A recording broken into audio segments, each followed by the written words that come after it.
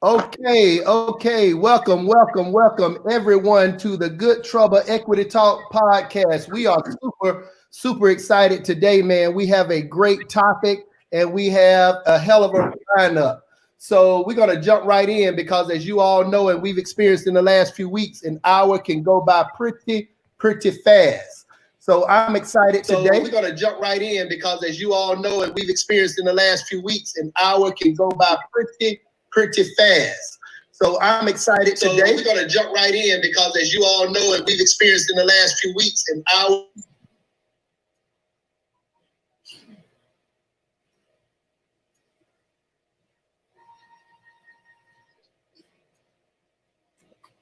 We're not hearing you, Cart.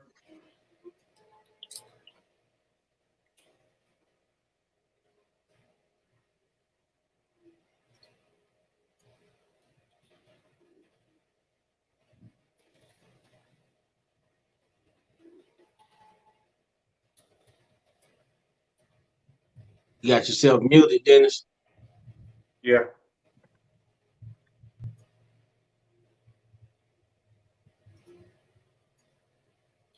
Attorney Keishan Davis, get us started with our introductions for today. Attorney Davis, tell us who you are, what you do, and where you're from. My name is Keishan Davis. I'm very happy to be here this evening. I'm coming from Atlanta, Georgia. I'm a partner and an owner of law firm of Towns Davis and Associates.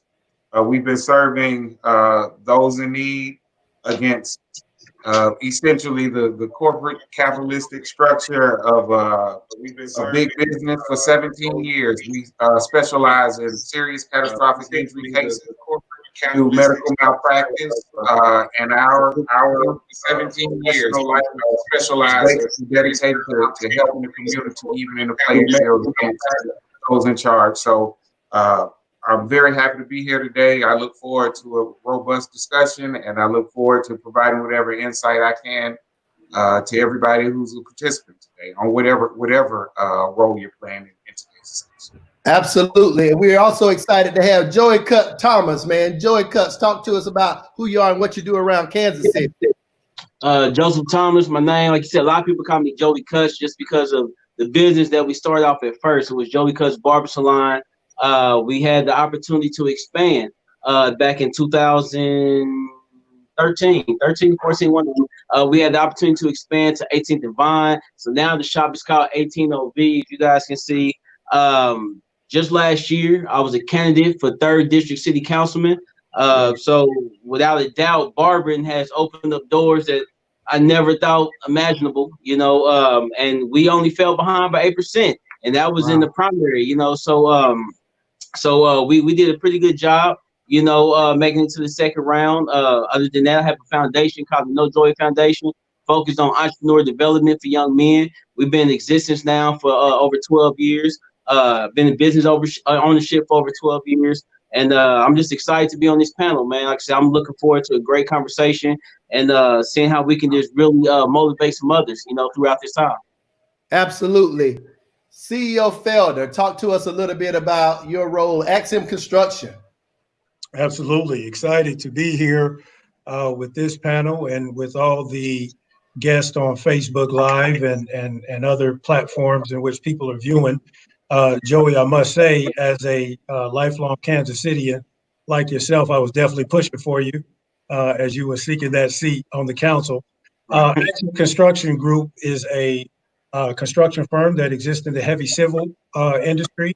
We are also a minority firm who have reached the levels of working on a significant project here in our city, which is our city airport, our new airport coming to Kansas City. But more importantly, we're excited about this opportunity to be placed right in the middle of the East Side, where we get to carry out what is purpose-driven for us, our mission, which is to serve this community in a great way, to provide access for those who are oftentimes left out of the process. And excited today to be on this panel, to be sharing ideas with a group of business owners who are like-minded and some things, to learn some things that I can possibly take back with me to further change our community. Absolutely. Raimondo Stewart, Savannah, Georgia, my line brother, man. Raimondo, so glad to have you here. Hey, glad to be here. Likewise, as the brothers were saying too, I'm really happy to be here. I love talking business. Anybody tell you I talk to you all day, so I don't know if the hour is going to be enough for me. But I'll do my best. But my name is Raimondo Stewart. I'm from Savannah, Georgia. Attended Georgia Southern with Dennis Carpenter. I have a degree in mathematics, but I started my own business about 20 years ago, Sigma Graphics. We do screen printing, embroidery. We do signs. In 2014, I started a second business, which was Savannah Wraps and Signs, which we do all the vehicle wraps for a lot of the local, for police cars, just about anything you want to put your business name on it. We have our stuff in movies and all kind of things. This business has brought me, around the world, traveling, to different places, selling our merchandise. And, but one thing I really like to do is help others in business succeed. I think that's going to be the key to African-American, bettering our economic stance is, owning our own business and not making the small wages that somebody's giving you for working them, where we can get a bigger piece of the pie. So I look forward to discussing some ideas that I can glean from and that, I can pass on to others, and hopefully I can share something with the fellas and the people listening, that can benefit them as well. Absolutely, man. Brothers, I'm honored to have all of you here. And as you know, here at Good Trouble, we're all about equity, access, and opportunity. Put another way, I'm willing to get into good trouble to have the right conversations to make sure that we can get to that proverbial seat at the table. Before we get into today's episode, I just believe two things we need to say. This is going to be a powerful episode. Powerful brothers doing the right work. Rarely do you see a group of African-American males in this space who are willing to give so freely to the community. So thank you all again. We want you to start watch parties. We want you to share. We want you to get your questions on the screen, because we want to not only provide information, but field questions as well. Number two, we're going to get into the topic, man, but I'll just be honest with you. I think we'll come across as tone deaf if we don't really begin this segment.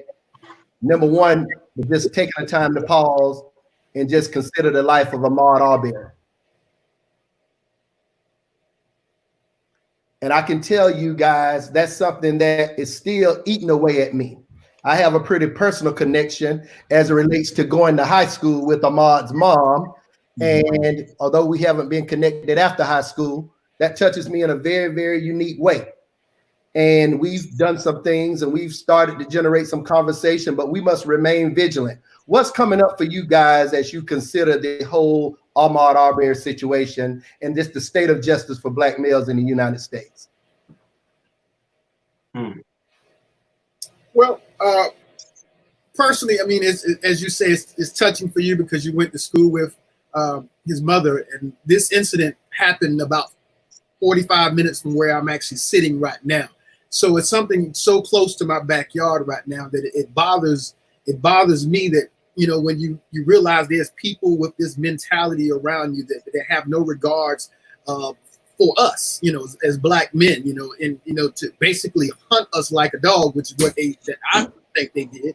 And that we have to bring this issue to the forefront and let people know, hey, we're not just going to be quiet, and that's why I'm glad that people went down, they protested, and let them know we're going to be watching this whole process from the beginning to the end. You're not going to let these people off the hook. The attorney who tried to not get these guys convicted, hey, don't worry about it and try to sweep it under the rug. Nothing is going to be swept under the rug as long as we breathe. Jackie Johnson, she needs to resign now. Jackie Johnson. Any other thoughts?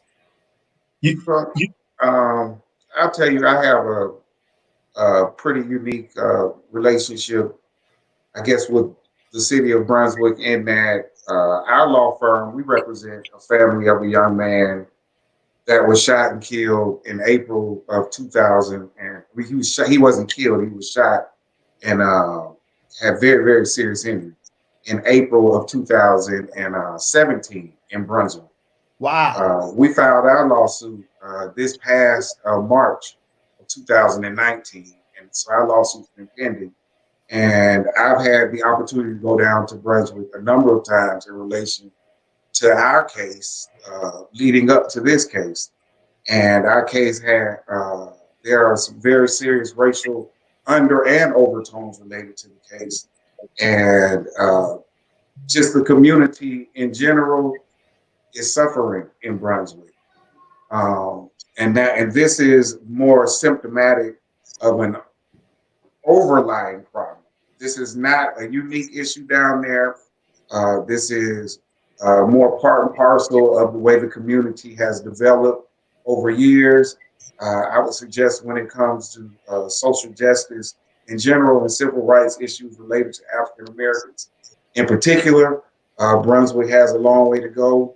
And quite frankly, I'm just glad that this incident is one that has galvanized forces outside of Brunswick and has put a spotlight on Brunswick, particularly as it relates to civil rights, but on a more general form, as it relates to equity, as it relates to inclusion, and as it relates to equality in general. So I have my eye very, very sharply positioned on Brunswick. I know the lawyers that are representing, the two lawyers representing the mother, as well as the lawyer representing the father. And, you know, I just hope that we can really encapsulate the experiences of us as African Americans in general, not just in the South, but in the entire country as we navigate our way through this case. Because I think Ahmaud is going to be a symbol of what we're all going through, as opposed to a situation where perhaps, you know, they may try to sacrifice these two guys just to appease us as a community and kind of quell our anger and our angst. So, you know, it's certainly an issue that is very near and dear to me as a Black man and as a father of a Black boy. And I just hope that perhaps the talks that we have to have with our children can start to sound a little different. I mean, I'm having the same talk that I had with my father 35 years ago, and I'm sure my father had the same one 60 years ago. And I don't believe that we're going to stop talking, but I think surely the discussion can progress a little bit over the years. And I hope that's what comes out of this. Wow. Absolutely. That's good stuff, brother. And if I could piggyback on one of your sentiments about quelling the anxiety, you know, what comes to mind for me is that we have existed in this negative feedback loop. There's a tragedy, there's aftermath, there's a riot, maybe, protest, and then there's silence. And then we repeat. Sure. What I think we have to do is we have to be willing to do what Dr. Carpenter suggests, start causing some good trouble. And what that means to me is have the tougher conversation, which is what does America really want here? What do we really want as a people? Absolutely. Do we truly want to see the change, or do we just want to quell the anxieties? And I think what ends up happening in these cases is it's almost the red herring effect. They'll throw us a few firings, or they'll convict a cop to quell the anxiety. Yeah. But true change, which is rooted in the political systems and in other legislative bills, it's not addressed because we were looking the other way. So I think the unique opportunity that exists here, and because we are business owners, we really have a unique opportunity, because in essence we are in control over the dynamics of our community, because we are in the position to hire, which allows families to come back together, because men get to stand up and feel proud and stay home because they can take care of their responsibility. I think we're in a unique position now to have that real conversation and not be distracted anymore. Wow. Joey, what's coming up for you, man? Oh, man. I mean, first thing I would say is I'm kind of glad. I ain't gonna say glad, but the barbershop's not open, because in a situation like this would be one of those top things talked about in the barbershop. And I think I as much as I want to say we have clarity on kind of the video that we've seen, I think it's just unclear of what America wants us to believe or buy into. But to Keishan's point about you saying like, what do you say to the young people? Because for me, that's where a lot of my heart always goes to, is like our youth. What do you say to the young black male? Kind of like how LeBron was saying, like, you can't stand in front of your house, you can't protect yourself, you can't speak up, you can't go jogging, you can't go walking. Like, what do you really tell our youth now? With situations like this that's going on here, there's a young black male that's just jogging. I mean, he was exercising. In the case of him, and I've heard different stories about him having headphones in. That might have been the reason why he couldn't hear the commands, because that's what was quoted on what I read. He couldn't hear the commands that the men were giving him to say stop. And like, even with that, do we supposed to listen to the commands of? And that's a very good question. A lot of times what happens is people get the discussions confused. So there are two different discussions here. There's one discussion that you have with a loved one that's based in the reality of everyday existence as a black man. That's one discussion. That discussion doesn't take into account emotions related to fairness. It doesn't take into account emotions related to justice. It doesn't even take into account emotions related to the law. That discussion is based in love, it's based in reason, and it's based in a single objective, which is to make it home alive. That's one discussion. That discussion is part and parcel to a more global discussion that is had outside the home, involving social conditioning, the realities of the present day effects of our historical past, like Brother Daniel spoke on. It involves the how do you rectify those effects, whether they're done through the legislature, whether they're done through healing the symptoms related to racial oppression. How do we deal with the sickness that we have? A lot of these situations that young brothers find themselves in are far more symptoms of the sickness that our community has had basically thrust upon us, and no one has taken the time to really try to alleviate the present day harm as a result of all of that historical past discrimination and the social conditioning that goes along with it. And so you have to have two separate discussions. One of them, when I have that type of discussion in my house, just to bring it home, one word that I never use with my son is the word fair, because that discussion I'm having with him is a reality discussion. And that discussion just isn't based around, is it fair? And so the question is, why can't a brother go jogging? That's probably more for the global discussion. When I'm talking to my son, you have to try to get our young brothers to be far more prospective and understand the possibilities that are out there.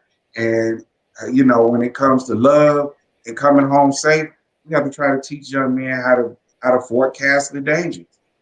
And I'm not, and there's no way, the stories are so varied now. Trust me, there's no way to talk about all the factual scenarios that a young man might encounter. So you have to talk about, you almost have to convince a young brother to, to fantasize about what you might find yourself into, and then realize that is not a fantasy. That is a possible reality every day you step foot outside the house. And that's the type of discussion that we have to have out of love and the hope and the expectation of returning home safely. Yeah, it's about surviving the encounter, man. But at the end of the day, it just seems like on February 23rd, all of Ahmaud's options were taken away from him. Oh, yeah. That brother was met with between a rock and a hard place. Everything that I could have taught my son Landon Drake, if he had been in that situation, it just appears like everything I would have taught him, all those options were taken away. Absolutely. Absolutely right. And that's the part that causes us to have to stay vigilant, man. Thank you guys for leaning into that. To be quite honest with you, we could spend the whole hour. We could. Yeah. We could spend the whole hour in that space, man, but that's not what we told the people we would do. But we're coming back, and maybe some of the same players coming back and leaning into that discussion because it's a big one, and we're going to keep our eyes open. We're going to remain vigilant. It's a sad state of affairs when it takes an entire Black community across the world to bring the first step toward justice. Yeah. Because all we've done now is we've conquered the first step. And it literally took the African-American community and white allies across the world to cause that to happen. And that's where we are right now, man. And we're going to remain vigilant. But a lot of what we're talking about starts us into this conversation, which is African-American business owners navigating the challenges of COVID-19. There's been a lot. I mean, we've been on lockdown now since mid-March. And we all have these businesses. And oftentimes there are places where we create income, but there are also places where we're trying to generate wealth. And being off the scene for 2 months or 3 months can be problematic. So what we want to do is talk about those unique challenges faced by African-American businesses. I'll just throw out a general question to get us started. What's the biggest challenge you all have faced as business owners during this pandemic? What are some of the biggest challenges you personally face? No income. No income. Wow. For us, it's been, we've actually kind of kept moving. But the biggest thing has been human resources and supplies, because a lot of our supplies that we normally get are sometimes manufactured in China or something. And then the people that sell it here in the US, well, we can't get what we normally get. So that kind of puts a damper on us as well. Wow. Supplies, getting the resources.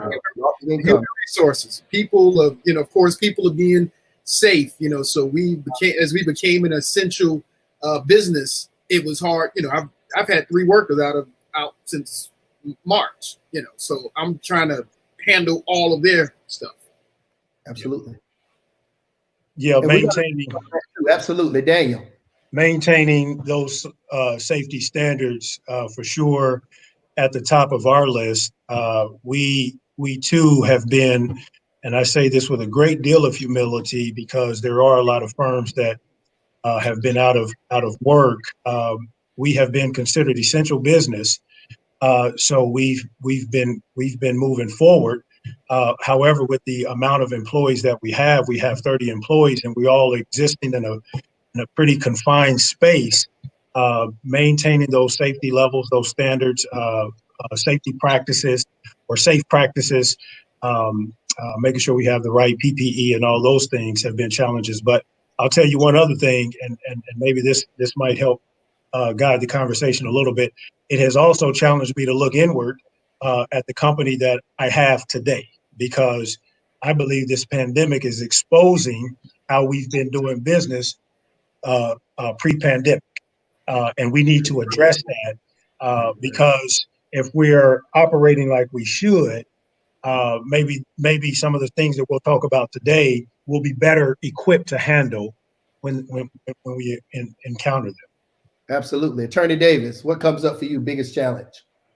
I guess mine is a little bit different. The way that we operate, I guess first off, I say, I have a wonderful partner, and we were kind of blessed to have just come out of a phase where all our technology had just been updated. And it's just a matter of timing, and I think that's something we probably should have done it earlier, but a lot of our businesses, a lot of times we try to hold on without investing in finances and some of the things that we don't think are necessary. And my law partner had fought for a while, and we all agreed to go ahead and make a capital investment and becoming up to date when it comes to being technologically advanced. So we haven't been open since the middle of March, and luckily, every one of our employees is able to work from home. Wow! You're able to access anything in our system. You're able to operate even your telephone extension from your home now. So we're able to communicate as if we're in the office. And luckily, we've transitioned over into almost a paperless environment. The thing that, and it's to hear Brother Daniel speak, is our biggest concern though is our practice operates on a cycle. Cases come in and cases go out sickly in nature. And so what happens is I'm 2 months in now in this pandemic phase, and what's happening is we're turning over work that we brought in 4 to 6 months ago. So we have to forecast now the fact that November, December, January, that's when we're going to get hit. And so people who are running businesses that are fortunate to continue to thrive, you really want to take this opportunity to try to do some honest and some honest forecasting about what your business may do if this continues on, and keep a nest egg so that you guys can continue to move forward. Because we just don't trust in relying on the government to protect our business at all. We applied for. We got to get into that, Keisha. We got to get it. Yeah. We applied the first day. Yeah. The very first day they took applications for the program for payroll assistance. We haven't gotten anything. Wow. We haven't gotten anything. Joey, man, to hear you say loss of income, and that's real. And that kind of leads us into opening back up. And we're definitely going to talk about those federal programs as well. But opening back up has become a big, big topic. And many people believe that the economy is opening up too fast and that it's opening up on the backs of our most vulnerable citizens. And they also believe that it's opening us up for other occurrences, episodes of COVID-19 moving into the fall and in other times. Have you experienced any closure? I heard you loud and clear say loss of income and closure early in the conversation. And what are your thoughts as it relates to opening back up? Oh man, my thoughts are all over the place. One, because first we were forced to close by the government. I mean, it was the government's decision, came from the governor himself. That message was then shared with CDC as well as local municipalities, local government as well. It was mandated. You had to shut down. We had to shut down the second week of March, and not only did we have to shut down, but if you were caught working, you would be get hit with a citation, a $500 fine, which I don't even know what the difference between the citation and the fine is, but you were going to get both of those, possible up to 6 months jail time as well as your license revoked.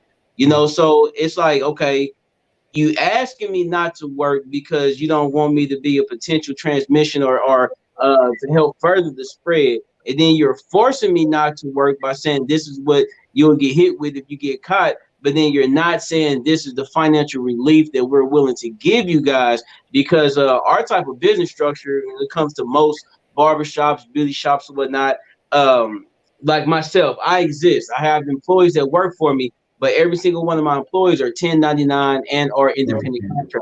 So when it comes to the language that's written by definition when it consists of banking or any kind of financial institute, it usually says we have relief for small businesses.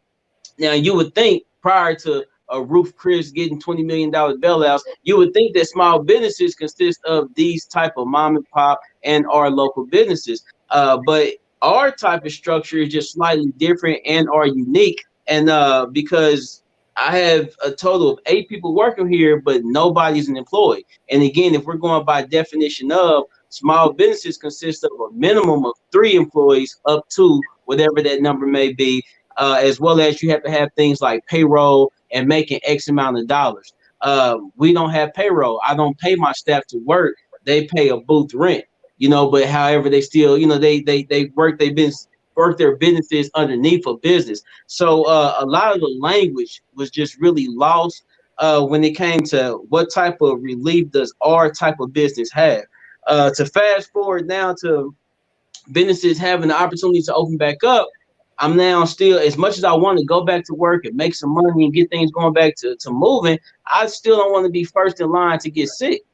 Because the reality to it is that here in Kansas City, our numbers are constantly increasing. As of about last week, we was averaging about 50 new cases a day. And we don't have any sign of that slowing down. Yes, they have things. They have 10-10-10 rule as some as a rule that they put in place, and I think it's good for certain businesses and for those that may be out of town.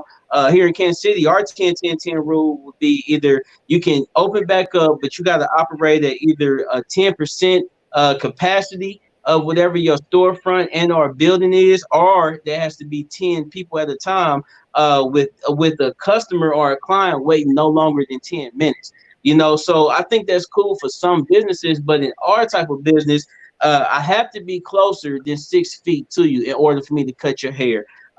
We are coming upon allergy season.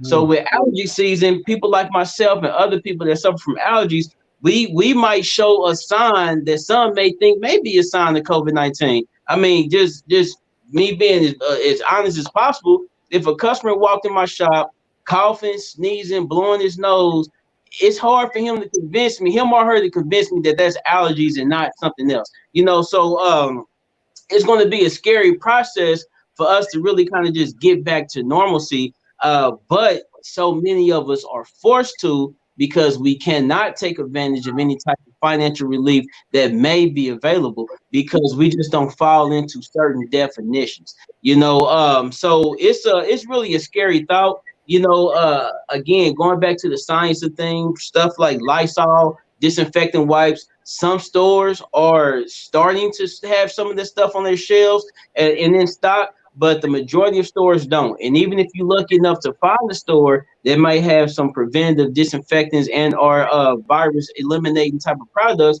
is limited on how many you can purchase. Yes. You know what I mean? So, you know, when it comes to the thought of new gloves per client, new cape per client, new this, new that per client, all that type of stuff costs. But not only could we not get financial relief for the last 2 months plus that we've been off, but now how do we now try to find new money and more money to take care of the new expenses that we have to now take on? You know, so it's going to be it's going to definitely be a challenge. You know, I'm somewhat fortunate just because of the village I have around me. I got people that's helping me, people that's trying to make sure that we are taken care of, but that's not everybody's situation. That's not everybody's story. And even the ones that are trying to help, we don't know how long that's going to be because you're absolutely right. I'm reading and I'm researching, and they're pretty much guaranteeing us that we are going to have a second round of COVID-19. You know, now that businesses have been open, we got examples like Georgia and Texas where in the first week or two, you got 500 new cases, 20 to 30 some new deaths. You know, so you know, it's gonna be challenging. It's a lot. And thank you for sharing that, man, because it's a significant challenge. And from an equity lens, it seems like the most vulnerable are out doing the most at times. And then these smaller businesses like yourself are being left out of the participation at the federal level. So let's ease into that. What has been your experience? You know, you brought up Ruth Chris, and you know, some people have given it back, but we heard Ivy League institutions, we heard the Lakers, we heard lots of big corporations, and somebody termed that this payroll protection program is in essence going to be a tax break for the wealthy. So what I want you all to dig into is, what have you heard in terms of taking advantage of those federal or even some state level and local supports? I know here in KC, there was a pot created, but I've heard that it's been hard to access as well. So talk to me about those opportunities, federal, state, or local level, and what has been your experience as it relates to taking advantage of said opportunities. Let me jump in on that if that's okay. So here at Axiom, me and my partner, we've been very fortunate. We applied for the PPP program, the Paycheck Protection Program, similar to Keishan. I'm sorry, did I pronounce your name right, brother? Keishan. Yeah. We applied right away, and we were successful in receiving the PPP loan. Wonderful. But in order to get there, I think, Joey, you are highlighting something that can be a valuable lesson to small businesses, and we just touched on it about forecasting. You know, there's this reality of how you are structuring your business so that when you go to banks, you're able to present certain documentation. So what I kind of want to touch on is, how was I able to be successful in receiving the PPP loan? Okay, speak on that. So Dennis, you're equally right. EDC here locally, the Economic Development Corporation, they put a $500,000 pot together. You had the EDIL loan through the CARES Act that allowed for $10,000, and then they dropped it to $1,000 per person. You had the SBA debt forgiveness. You had these vehicles, but what was the common denominator? The application process. You've been able to prove who you are. We exist in a mentor-protege relationship with two major firms here in Kansas City.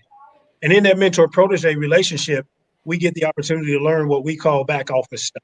We learn accounting principles, stuff that we knew. That's why we got in business, we knew. But it's nothing like even learning it from someone who's doing it at $4 billion.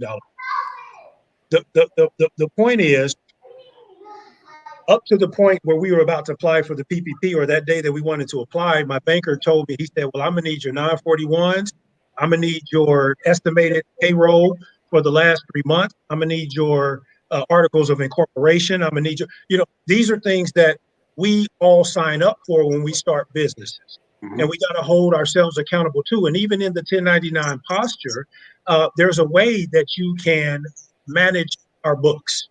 I know small contractors who have existed in the subcontractor posture, who, because of the way they manage their books. And so obviously this is not necessarily an indictment. It's a conversation about, you're right, another wave is coming, and they're going to have to, again, release another round of funding. How do we make sure all of our small businesses are in position to apply and be successful with these loans? Yeah, and that's very important. But also realizing in that small business space, that's why, oftentimes we're considered disadvantaged businesses, because it's all we can to keep up and not have that back office support. So how do we create an ecosystem to do that together and in partnership? And I think that's what this type of call can lead to, some conversation. Absolutely. Davis. Absolutely. Yeah, yes. I think that's a wonderful point, Dr. Carpenter, because, it's kind of one of those, what comes first, the chicken or the egg type scenarios. People have to have an opportunity to survive. And I think a lot of our businesses are built off of that principle, survival. And then you transition into growth. You transition into kind of spreading yourself out and maybe even taking on new opportunities. And unfortunately, the individuals that get to make these decisions, they view the birth of a small business that's looking for new opportunities, and people who are still in the survival phase and the growth phase. I just don't think a lot of our businesses meet the criteria of a small business. Small business of 3 people in our community that serves our community. It's just going to be very hard for you, to present yourself in a fashion. I know the first round, and we were fortunate because we have 2 very good banking relationships. But the first round, one of the indictments on the process and the way that it was implemented was that it required such a personal relationship with your banker, so that you could be in a position to, within 72 hours, be in a spot to really be considered. As a matter of fact, I think a lot of small businesses who actually have business accounts are not considered commercial accounts within the banking industry as a generalized term, because they are so small. And so, we have to really conceptualize what a small business means in our community, and maybe come up with a way to help us transition into an opportunity to business as opposed to a survival business or growth business. Absolutely. Raimondo, what has been your experience in that space? Well, so far for us, we did try to get the loan recently, but as they said, some of the funding was gone. but we didn't push as hard because, like I was saying earlier, we were impacted, but we kind of remained going. You know, everything has been paid. Matter of fact, this has probably been one of our best months in 20 years that Congratulations, brother. Thank you.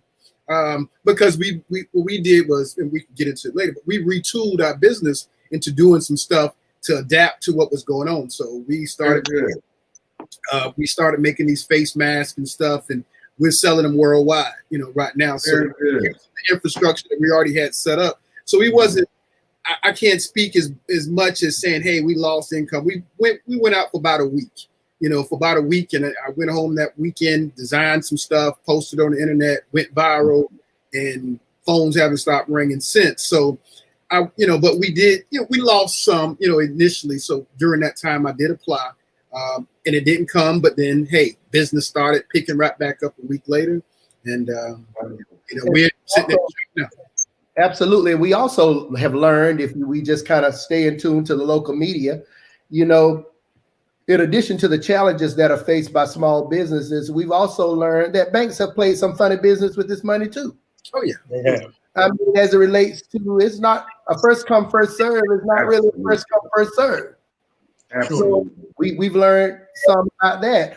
We have a couple of business interests, and we were fortunate to be funded in one and not the other. And it's kind of helped us to stabilize. It's in the transportation space. And it's been very, very difficult now because you're talking about when things aren't moving, and that's less freight. And we're in that freight movement, at the regional level, and that's been a challenge. But absolutely, bank relationships matter, the ability to have back office support so that you can produce the necessary paperwork. But here's the deal. The government knows on a percentage basis, they already know who can produce that information fastest. And they know who can't produce the information fastest. So inevitably, it was going to be inequitable. And that's the challenge that we face. Some of us, the only reason that I was successful is because I was so new. A lot of what they were asking for, I had literally just done it a year ago. Right. So a year and a half ago. So it was right there, but man, you talk about a major slowdown in terms of how you do that and how you get what you need. That's a lot for a true small business. I don't want to delve too deep into it, but I've gone through the minority business participation program to get WB and MBE certification here in Kansas City. And I was fortunate enough to talk to some key players in that office. We finally finished and we're waiting on a response. And here was my response to the folks. Good people, I love them, but I said, there are 2 doctorate degrees in my home. And that process literally kicked our butt. Yeah. It does. So if it kicks the butt of 2 doctorate degrees, what is it doing to the average small business? Sure. Well, Dr. Carpenter, I think participation, and something's got to give, and it can't always be on the back of the business, Mr. Felder. I appreciate you highlighting that, and so I mentioned something in just a few minutes ago. If we're looking for the solution, because what we have highlighted is the challenges that the minority firm exists in. We struggle with the back office. We struggle with the reality that we're small business, the definition of small business, the institutions that hold the money, the inequities that are there. We struggle with even our local municipalities, the process to get certified. What I think part of our solution is a mentor dynamic. I think we have come to a place in our existence as African Americans where we don't have to ask ourselves that question: are we crabs in the barrel anymore? Because that was a narrative that was put out there and perpetuated, but that wasn't truly our reality. We know how to work together. We know how to leverage. So if I've made some progress and I've got a unique relationship with my bank, there's no reason why I'm not talking to Joey and saying, okay, on the strength of this relationship, come here, let's go talk to the bank and let's get this done. I think now we have to be very deliberate about these things because we now know what the challenges are. we know we got back office issues, but back office is not that hard to do. Even if you're a one-man operation, it just means you got to stay up till 2 o'clock in the morning. It's just reality of you deciding to go into business. But if we partner together, then maybe you can use my receptionist and help get those books together. Great point, Daniel. And I will tell you that you have walked that with me personally, because Daniel literally walked me into the office and introduced me to the folks that are in that space in terms of certification and the like. So we're living that talk. We do know how to work together. We have not always done it well, and there's a reason that's been true, and there is a narrative that's been perpetuated, and that's why we're here now, to break that narrative. And the other thing that I'll add to it is, Raimondo, you touched on it, but people say post-COVID and going back to where we were. I don't think we're ever going to go back to where we were. I think that there will be a new normal. And the question becomes, how do we remain relevant and adjust to this new normal? The planning that goes into it. Have we invested any time in the last 2 months into that planning and that strategic look at remaining relevant if this in turn becomes a normal long term? Joey, how do you do that in a service space? Raimondo in a service space, Daniel in a construction space, and Keishan in a law firm. Y'all speak to that. Yeah, I think one of the first things that a lot of barbers, stylists, and a lot of us that just handle cash, like that's probably one of the first things that your local government, as well as your state level government, is going to want to eliminate, because again, according to certain studies, the exchange of cash to hand transactions is they like, no, that's a huge transmission for the virus. You know what I mean? So how do you adjust? Because if you adjust to having different merchant accounts, then it would be in your best interest to properly structure yourself, your DBA, and all the other different type of things. But I think it's going to be a huge challenge, because majority of the schools, the educational institutions that produce the barbers, their job and mission is to train them of how to complete the exam. Wow. Inside that exam, when you go take a test to become a licensed professional, it doesn't say show us how to structure a business. It says show us how to do this ride and curl. Show us how to do a permanent wave relay. It don't. So it's going to take. We're talking about generations worth of education and generations worth of habit. You're going to have to break that mold really quickly in order to, at the very least, be ahead of the curve. But on the flip side, you're going to have a lot of people that's going to say, I don't want to adapt, or I don't want to adjust, and I just do hair in my basement. That's something that's been a issue in our industry forever. If you come into my shop and say, I got to abide by these rules, or I got to close because I didn't do certain things, fine, cool. But now I'm about to turn into the gingerbread man, because it's a great chance you ain't going to catch me in my house. You ain't going to catch me in somebody's basement. You might not even catch me in this unregistered establishment that I'm working inside of. But yeah, it's going to be the best interest. So it's going to take some adjustment, you know what I mean? But like you say, it's going to take some generational adjusting, because I think it's fair to say in all major, majority African American communities, pretty much your most I want to say legit businesses that you might see most frequently is going to be the beauty shops, the barber shops, and your churches. A church. Outside of that, you might get lucky every once in a while and see a black-owned dentist, or doctor office, or clinic, or grocery store, or bank. You might get lucky and see those things, but for the majority of most communities, beauty shops, barber shops, of course, you're gonna have your liquor store, and then you're gonna have your church. So how do you speak that language to all those businesses that has been operating for all of these years without this type of education? You know what I mean? So but again, I'm trying my best to really paraphrase and quickly answer, because I know we only got so much time, because I could spend a whole lot of time talking about solutions, not just pointing out problems, but solution as well. Even one that myself I'm working on personally, but we got to make some major adjustments. You're right, man. Major adjustments to remain relevant. And I want to stay on that topic. It's amazing. We just got a text message in, and the message says that this needs to be a 2-part series. They want this same panel back. They said if you're going to go off in 10 minutes, it's not enough time. So, guys, we're going to have to consider that. I mean, y'all can help me think Absolutely. through that. Absolutely. But that's I'm off work right now. yeah. Now, I think really this gets to the heart of what Brother Daniel was suggesting.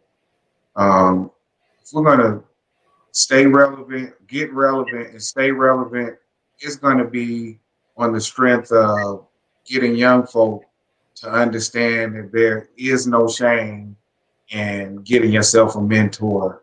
There is no shame in relying on the wisdom of those that are involved. I think, and I'll just be frank with you, I think a lot of young folk have the microwave mentality, and you know, what we have to tell them in the way of all the different steps that are involved into being a successful business person, it just doesn't meet with such a quick mind frame. You know, Joey, it's funny listening to him talk about the barbershop, beauty shop industry, because when I first got out of school, that's the first business I opened.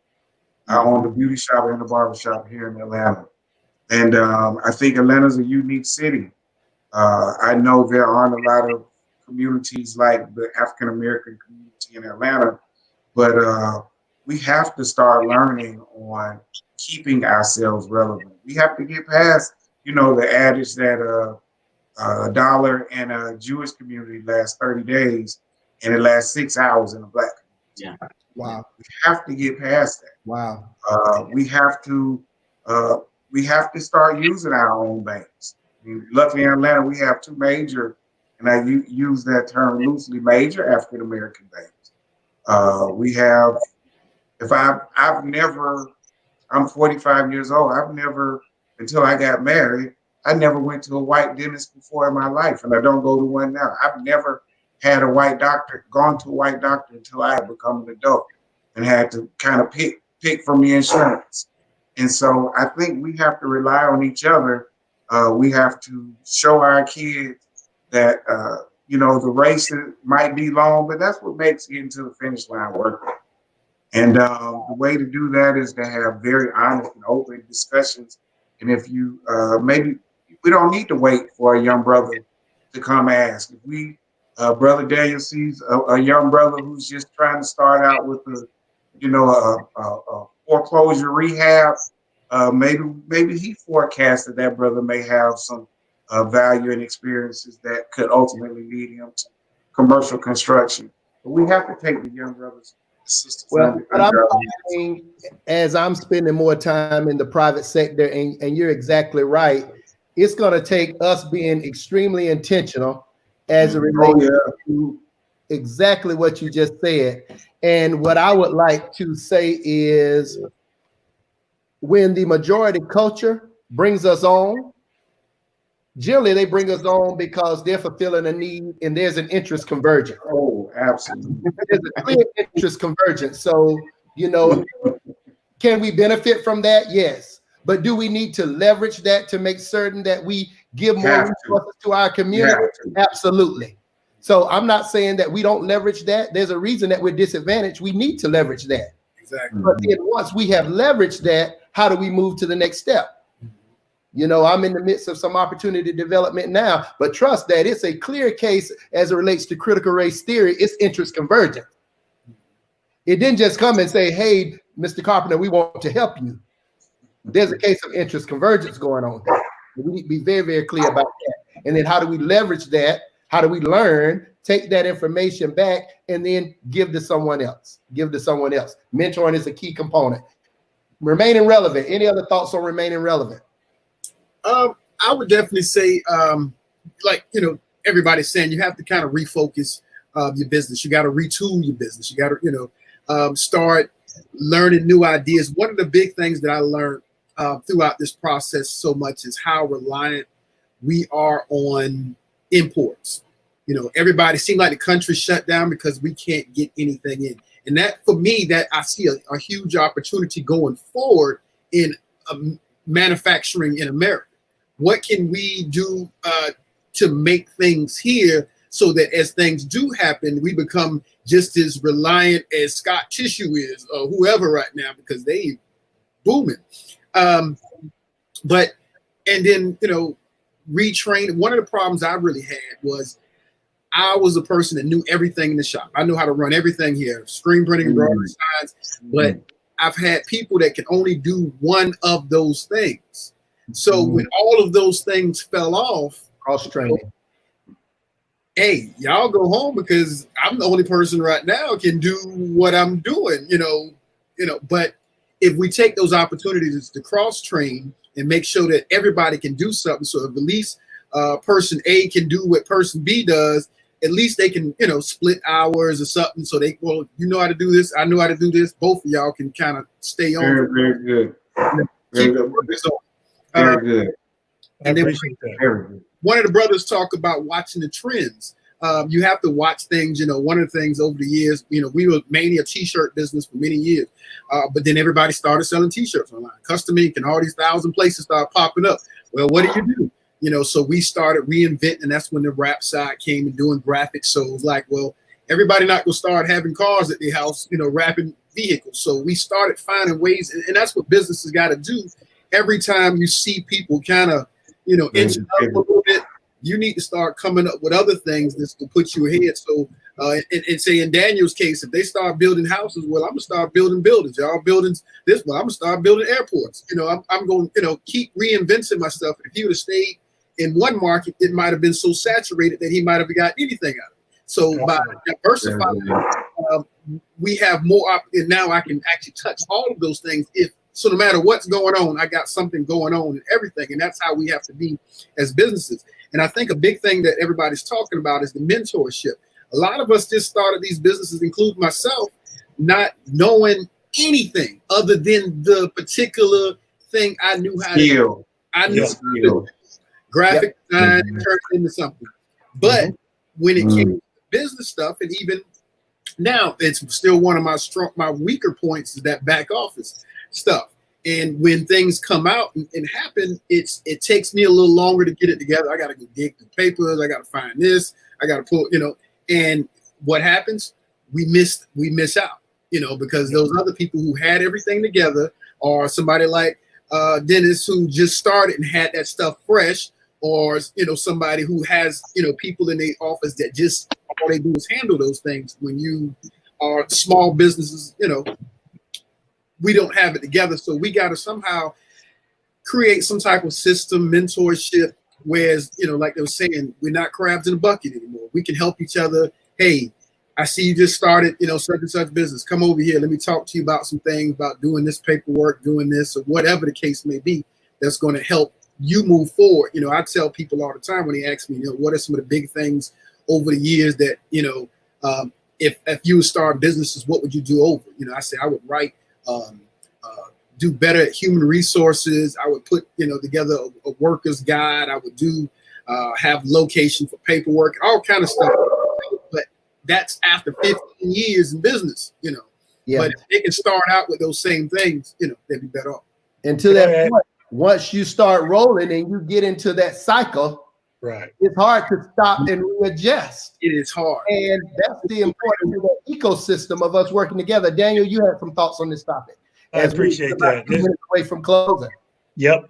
So I'll be really quick. I absolutely appreciate what we're hearing here. So what I'd like to throw out is what I consider a challenge that me and my partner have adopted within our own company. It's called the 1 hour a month challenge, and for at least 1 hour. And if you could do better, do better. But for 1 hour, we take a firm and we give them an hour worth of time. It can be time to just talk about business principles. It can be me giving him my Rolodex. Well, I keep my things in my phone now. I ain't got a Rolodex, but you get my point. If it's me giving him a contact, me helping him make a phone call, or me helping him establish a relationship. I'll tell you, before this airport started, real quick, there was a big push for a large amount of minority participation. But the question was, how do you accomplish about $200 million worth of aggregate dollars? How do you award that to minority firms when there's not enough minority firms ready to take on that much work? Well, you have to partner. And so a year before this project started, we was already having partnership conversations with bigger firms. Well, that is good stuff. Guys, we've gotten 2 comments here. Look at this. Great conversation, and it must continue. And we've gotten another through text message that they want the same panel back again. What I will simply say is thank you all so much. And we only scratched the surface. We've only scratched the surface. And we're going to conclude with any piece of advice that you can give any entrepreneur in this space trying to get to the next level, not just from your decades of experience that you all have combined, but also given the challenges you're facing right now. What do you tell another firm? I've always believed we have to have an ecosystem. And this conversation is only the beginning of creating an ecosystem where it's okay for 5 minority business owners to be in the same space having a conversation. Because although it may not be any of us on the call today, we have seen situations where we say, oh, we're making others nervous when we participate in this way. We got to get past that. We got to get beyond that. So thank you all for being willing to publicly stay in this space, and let's hold each other in this space as minority leaders. What can you tell someone else? Give it to us, Raimondo. You start us off. I'll go around the screen. Hey, pay your tithes, believe in God, and everything else will fall into place. Amen, brother. Amen. Daniel. You know, Harry Truman said, you can accomplish almost anything provided you don't mind who get the credit. I think we're at a place where we've got to lay down our prides and exist in tapping into the wisdom of those who have come before us, as Brother Davis mentioned, because life is too short. This journey as business owner, as we talked about, 15 years will happen in the blink of an eye. So persevere, take this opportunity to connect, and then start having the real conversation of why you're really here. You're here to have a paradigm shift, to go from income to wealth. We're trying to create something that we can pass forward. Mr. Cutts. That's powerful. Just to add on to what these brothers are saying, first thing pop in my mind is he sits high, he looks low. You know, stay resilient in all that you do. You know, this is going to pass. You know, but when it passes, what position do you want to have yourself in again? You know what I mean? So stay resilient, stay ahead of the curve, keep your faith. Don't let this get you down. You know, and just know that there will be a other side of the finish line. Absolutely. Thank you, sir. And man, we're thinking about you too, because knowing that you were a very, still are a very, very successful barber in our region, man, and realizing that this pandemic is hitting you in a unique way, man, keep your head up. Yeah, for sure. I think every business owner, small or large, every business starts with a dream. And a lot of brothers and sisters get into business with a dream, and when you run into a little bit of friction, it kind of turns into a nightmare that you want to run from. And so what I would suggest to any individual that's planning to start a business is that you take that dream and you sit down and you really try to develop a plan and a strategy, as opposed to jumping in and chasing just a dream. And I think that's where a lot of us kind of get out front with the dream and never really take the time to ask people who are at different stages, well, what are the type of things I need to consider so that I can develop a comprehensive plan and a comprehensive strategy so that your dream can become a reality. And work hard enough, people will gravitate to the energy that you bring to your business. And so that's what I would suggest to any small business. Thank you, guys. We have had about 3 requests to continue this conversation. I'll be in dialogue with you all throughout the week to see how we want to attack that. And man, this show is dedicated to the family of Ahmaud Aubery, man. We're going to continue to remain vigilant in that space too. Thank you all. We're getting lots of thanks on the screen, man. Thank you for dedicating your time, and we are out. Thank you for joining the Good Trouble Podcast. Right on.